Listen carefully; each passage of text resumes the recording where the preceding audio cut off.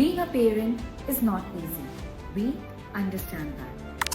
And the biggest fear of a medical aspirant's parents is to find the best university for their teens. Here is one such mother sharing her journey of finding the right MBBS college for her child.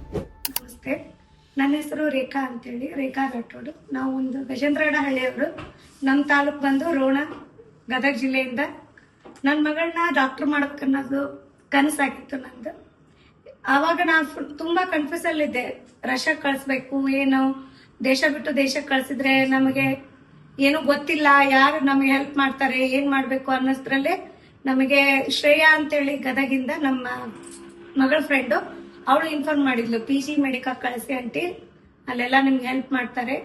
ಅವಾಗ Vinita ma'am ನಮಗೆ ಸಿಕ್ಕಿದ್ರು. ಅವ್ರ ಮುಖಾಂತರವಾಗಿ ನನ್ನ ಮಗಳನ್ನ ರಷ್ಯಾಕ್ಕೆ ಕಳಿಸ್ತಾ ಇದ್ದೀನಿ. ನಾವು ಡಾಕ್ಟರ್ ಮಾಡಬೇಕು ಅಂತ ಮನೆಯಲ್ಲೇ ಆಸೆ ಇಟ್ಕೊಂಡು ಕೂತ್ರೆ ಏನೂ ಆಗೋದಿಲ್ಲ. ನಾವು ಸ್ವಲ್ಪ ಮುಂದುವರೆದ್ರೆ, ನಾವು ಒಂದಿಲ್ಲ ಒಂದು ಮಾಹಿತಿ ತಿಳ್ಕೊಂತ ಹೋದ್ರೆ ನಮ್ಮ ಮಕ್ಕಳನ್ನ ಒಂದು ಒಳ್ಳೆ ಗುರಿ ತಲುಪಿಸ್ಬೋದು.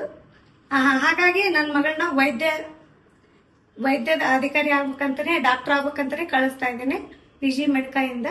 ವಿನಿತಾ ಮ್ಯಾಮ್ ಎಲ್ಲ ಗೈಡೆನ್ಸ್ ಮಾಡಿದ್ರು, ನಮಗೂ ಸರಿ ಅನಿಸ್ತು.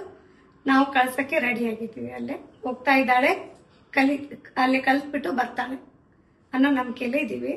ಚೆನ್ನಾಗಿದೆ PG medical. Ready to level up? DM us now and let's turn your medical dream into a reality. What's your first step? Comment below.